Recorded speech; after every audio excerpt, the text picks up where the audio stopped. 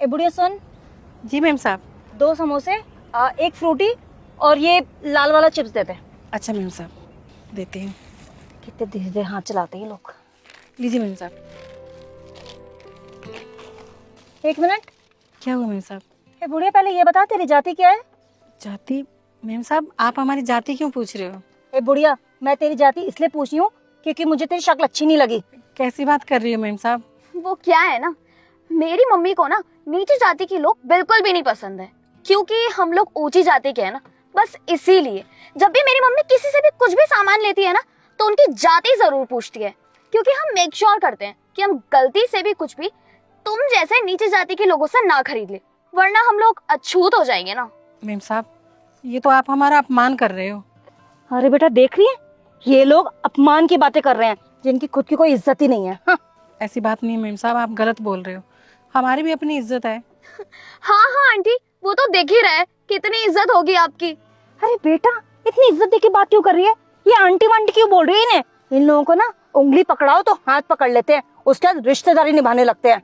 इन लोगों की ना ऐसी औकात होती है, हम लोगों का धर्म भ्रष्ट कर लेते हैं। देख एक बार मेरी गाड़ी और मुझको छू के लिया, अब मुझे गंगा स्नान करना पड़ेगा, वरना हमारा तो धर्म ही भ्रष्ट हो गया ना। देखो मैम साहब, अगर आपको हमसे कुछ लेना है तो लीजिए, वरना इस तरह से हमारी बेइज्जती मत कीजिए। देखा बेटा 2 मिनट मुंह क्या लगाया तूने? हमसे जुबान लड़ा रही है ये, इज्जत और सम्मान की बातें कर रही है। इन लोगों की ना कोई इज्जत नहीं होती है। तुम लोगों की ना औकात दिखाती हूँ, अभी रुक।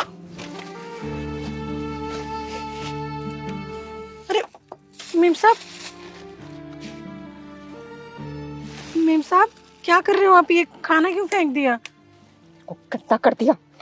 राम राम राम राम राम राम, खुद को शुद्ध करना पड़ता है हम लोगों को। देख रही है, तुम लोगों की यही औकात है।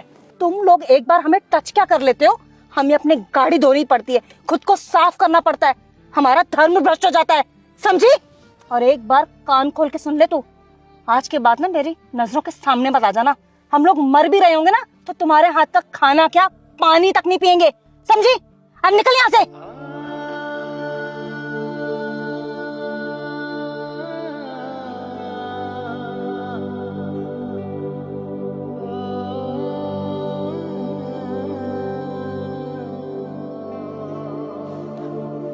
देखा बेटा, ऐसे लोगों से दूर ही रहना चाहिए।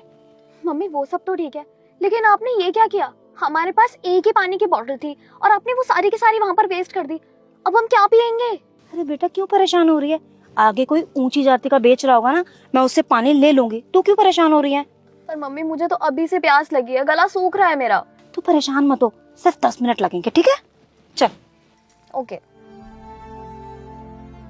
क्या करूं? ये गाड़ी को क्या हो गया? कैसे सही होगी?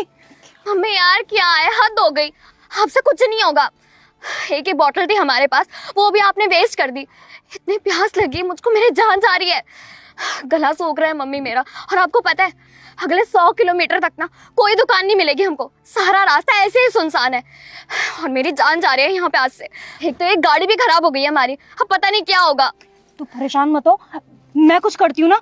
1 मिनट फोन करती हूँ। हाँ 2 मिनट में पानी आ जाएगा, रुक। ये नेटवर्क को क्या हो गया?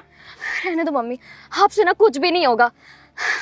देखो मम्मी प्लीज पानी का अरेंजमेंट कर लो, वरना मैं ना डीजल पीकर मर जाऊंगी, मैं बता रही हूँ आपको। कैसे बातें कर रही है? यहाँ आराम से खड़ी हो, मैं ढूंढती हूँ ना पानी। कुछ नहीं होगा मम्मी आपसे, एक बोतल थी हमारे पास पानी की और आपने वो भी वेस्ट कर दी।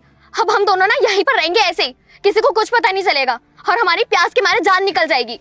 नहीं बेटा ऐसे मत बोल, मैं पानी लेकर आऊंगी, रुक जा तू। बेटा तू ठीक तो है ना? कुछ ठीक नहीं है मम्मी, 2 घंटे हो गए और आपको पानी तक नहीं मिला। बेटा वो कोई आ ही नहीं रहा है, सारा रास्ता सुनसान पड़ा है, मैं कितने दूर तक हो आई। तो ध्यान रख अपना, मैं कोशिश कर रही हूँ, यहाँ नेटवर्क भी नहीं आ रहा। हाँ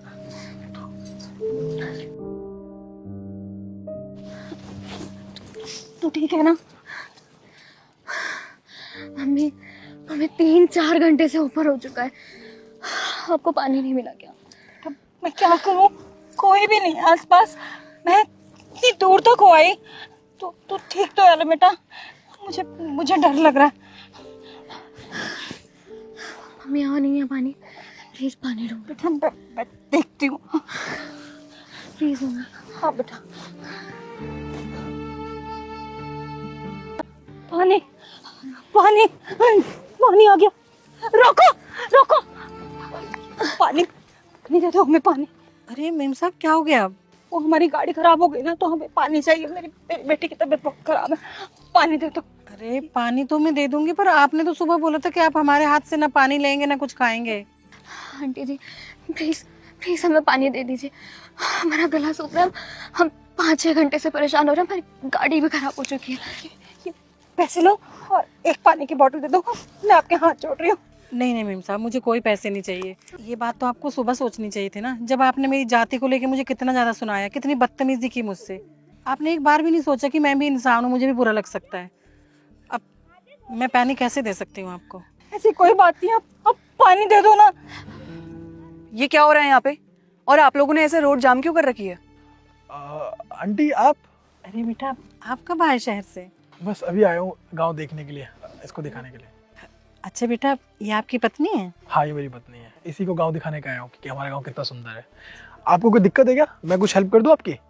अरे बेटा वो बात ये है कि अरे मीम साहब, इन लोगों की ना ऐसी औकात होती है, हम लोगों का धर्म भ्रष्ट कर लेते हैं। देख, एक बार मेरी गाड़ी और मुझको छू के लिया, अब मुझे गंगा स्नान करना पड़ेगा। मेरे से गलती हो गई, मैं अपनी गलती मान रही हूँ, पानी दे दो। अरे नहीं मेम साहब, मुझे पैसों की कोई भूख नहीं है। मैं पैसों की वजह से थोड़ी ना आपको पानी नहीं दे रही। आपने मना किया था इसलिए नहीं दे रही, लेकिन मुझ में इंसानियत बाकी है, मैं आपको पानी दे देती हूँ। ये लीजिए।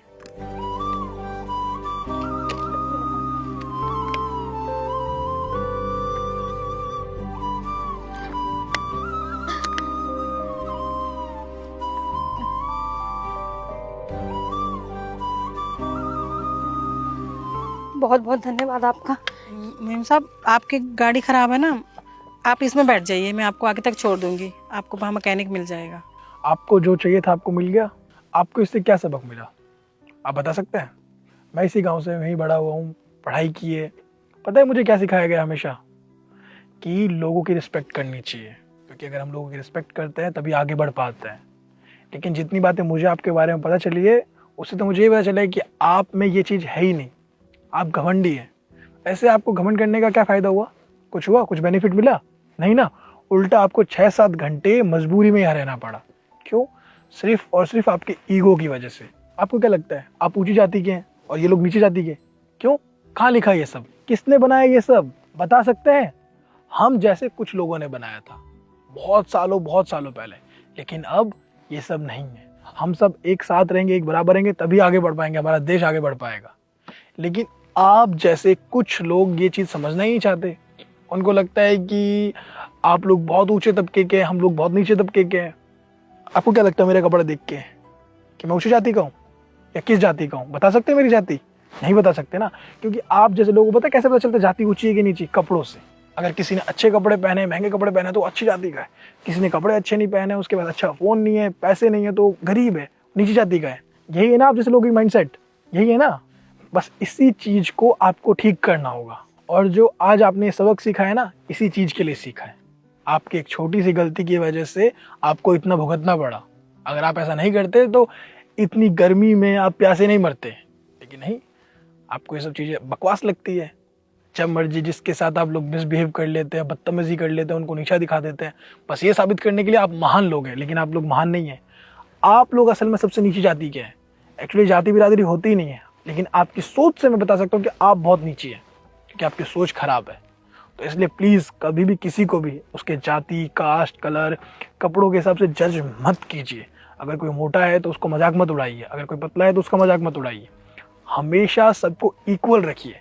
अगर हम इक्वल रहेंगे तभी मिल के रहेंगे, आगे बढ़ पाएंगे। मेरी बात आपके समझ में आई? बेटा मुझे अपनी गलती का एहसास हो गया, आज के बाद मैं कभी भी ऐसा नहीं करूँगी। आप भी प्लीज़ मुझे माफ़ कर दीजिए। मैंने सच में आपकी बहुत बेइज्जती की और आपने हम दोनों की जान बचा ली। उम्मीद करता हूँ दोबारा आप कभी किसी के साथ ऐसा बिहेव नहीं करेंगे। और पानी की वैल्यू समझिए, लोगों की वैल्यू समझिए, इंसानियत के नाते।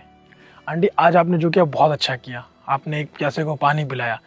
बहुत से ऐसे लोग नहीं करते हैं, लेकिन आपने किया है, तो मुझे बहुत खुशी होती है कि मैं इस गांव से हूँ और जो कुछ भी हूँ आप जैसे लोगों की वजह से, जो कुछ भी सीखा हूँ आप जैसे लोगों की वजह से सीखा हूँ। देखा कितना बड़ा दिल है इनका, ये चाहते तो आपको यहीं छोड़ देते, लेकिन ये आपको आगे तक छोड़ेंगे। क्यों? क्योंकि इनमें इंसानियत है, मदद करेंगे आपकी। आप भी किसी ना किसी की मदद कीजिए। हम चलते हैं और मिलते हैं गाँव में आपसे। आ जाओ।